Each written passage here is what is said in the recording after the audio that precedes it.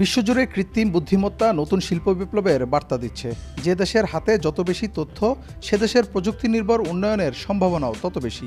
এমন বাস্তবতায় বাংলাদেশের সম্ভাবনা ও সুযোগ তুলে ধরতে গাজীপুরের কালিয়াকৈর হাইটেক সিটিতে অনুষ্ঠিত হলো আন্তর্জাতিক ডেটা সায়েন্স, এআই ও অ্যাপ সম্মেলন। 2 দিনব্যাপী এই সম্মেলন যৌথভাবে আয়োজন করেন EATL ইনোভেশন হাব ও যুক্তরাজ্যের সেলফোর্ড ইউনিভার্সিটি। শুক্রবার সম্মেলনের উদ্বোধনী অনুষ্ঠানে প্রধান অতিথি হিসেবে অনলাইনে সরাসরি যুক্ত ছিলেন অন্তর্বর্তী সরকারের অর্থ উপদেষ্টা সালেউদ্দিন আহমেদ। বৈশ্বিক উদ্ভাবনের তালিকায় বাংলাদেশ এখনও পিছিয়ে আছে জানিয়ে উপদেষ্টা বলেন, বিশ্ববিদ্যালয়, শিল্প খাত ও ব্যবসায়ী সহ সবার সঙ্গে সমন্বয়ের মাধ্যমে প্রযুক্তি নির্ভর অর্থনীতির সুযোগ তৈরি ও গবেষণার মান বাড়ানো প্রয়োজন।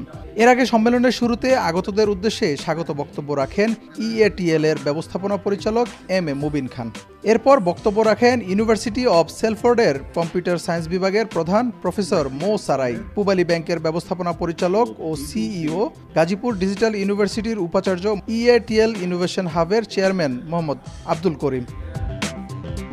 সম্মেলনে অংশ নিয়ে ঢাকা বিশ্ববিদ্যালয়ের উপাচার্য প্রফেসর নিয়াজ আহমেদ খান বলেন, অটোমেশনের কারণে দেশের শিক্ষা, অর্থনীতি থেকে শুরু করে স্বাস্থ্য খাতে আমূল সম্ভাবনার সুযোগ রয়েছে। The theme that we have chosen has truly national and international significance. I have just browsed through some of the thematic areas that this conference is trying to focus on, from health to education to cybersecurity. All of these have direct and day-to-day implication for this nation. উদ্বোধনী দিনের প্রথম সেশনে আগত শিক্ষার্থী, গবেষক সহ সকলের উদ্দেশ্যে কি-নোট ভাষণ দেন যুক্তরাষ্ট্রের টেক্সাস বিশ্ববিদ্যালয়ের কম্পিউটার সায়েন্স বিভাগের অধ্যাপক লতিফুর খান। পরে যুক্তরাজ্যের সেলফোর্ড ইউনিভার্সিটির শিক্ষকরা AI, ডেটা সায়েন্স ও অ্যাপ বিষয়ক সেমিনারে অংশ নেন। সেমিনারে তাৎক্ষণিক বিভিন্ন প্রশ্নের উত্তর দেন আলোচকরা। এদিন সেলফোর্ড ইউনিভার্সিটির ডক্টর শিবকুমার পালায়নকোটে কৃত্রিম বুদ্ধিমত্তার সাম্প্রতিক প্রবণতা নিয়ে একটি ওয়ার্কশপ পরিচালনা করেন।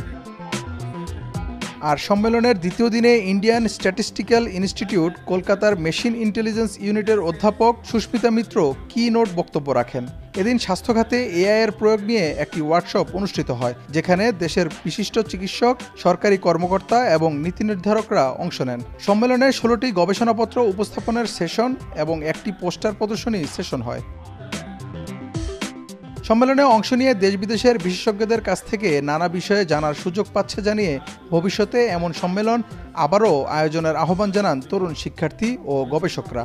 এটা আমাদের মেডিকেল ইন্ডাস্ট্রি বলেন, সব কিছুতে একটা রেভলিউশন ঘটানো পসিবল।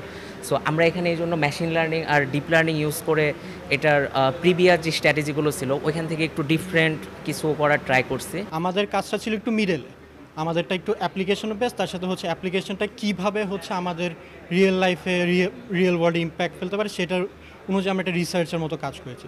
সো আমাদের যে প্রজেক্ট মেইনলি বাংলাদেশের যে লজ আছে, পরে লিগ্যাল ডেটা আছে, এই রিলেটেড কারো যদি কোনো কোয়েরি থাকে, তারা হচ্ছে আমাদের অ্যাপ আছে একটা, যেটাতে কোয়েশ্চেন করলে বাংলাদেশের যে লেটেস্ট যে আমরা ওপেনলি পাবলিকলি অ্যাভেলেবেল যে ডেটাগুলো আছে সেখান থেকে আমরা তাদেরকে আনসার করতে পারবো। বৃহৎ পরিসরে এমন সম্মেলনের আয়োজন করতে পেরে উচ্ছ্বাস প্রকাশ করেন EATL এর ব্যবস্থাপনা পরিচালক M.A. মুবিন। বলেন, সম্মেলনের মাধ্যমে দেশ বিদেশের গবেষক, বিজ্ঞানী, ডেটা ও AI নিয়ে কাজ করা পেশাজীবী, শিক্ষক ও শিক্ষার্থীরা প্রযুক্তির সর্বশেষ উদ্ভাবন সম্পর্কে জানতে পেরেছে। মূল লক্ষ্য হচ্ছে এই কনফারেন্সের মাধ্যমে কিভাবে মানুষের লাইফকে AI ইউজ করে ইজি করা যায়। বিশ্বের সর্বত্র কৃত্রিম বুদ্ধিমত্তা, ডেটা সায়েন্স ব্যবহার হচ্ছে। এই সেমিনারের মাধ্যমে বাংলাদেশের শিক্ষার্থী, শিক্ষক ও গবেষকরা উপকৃত হবে বলে মনে করেন যুক্তরাষ্ট্রের টেক্সাস বিশ্ববিদ্যালয়ের কম্পিউটার সায়েন্স বিভাগের অধ্যাপক লতিফুর খান। আমার ধারণা বাংলাদেশের ক্ষেত্রেও এইগুলি প্রযোজ্য হবে, কারণ টেকনোলজি ইভলভিং বাংলাদেশে চলে আসবে। তারপর যেটা হবে যে তখন হয়তো বা কিছু কাস্টমাইজেশন করা লাগতে পারে, কিছু চ্যালেঞ্জ আছে আর কি লোকালি প্রতি দেশের জন্য, সেগুলি অ্যাড্রেস করতে হবে।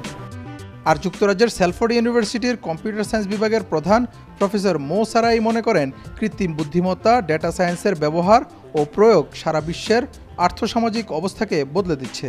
বাংলাদেশকেও ইন্টারনেট ও তথ্য প্রযুক্তির কল্যাণে বিশ্বের অন্যতম গুরুত্বপূর্ণ হাব হিসেবে গড়ে তোলার সুযোগ রয়েছে। এআই, মেশিন লার্নিং ও রোবোটিক্সের মতো প্রযুক্তি বাংলাদেশের অর্থনীতির গতি বদলে দিতে পারে। This is my second visit to Bangladesh.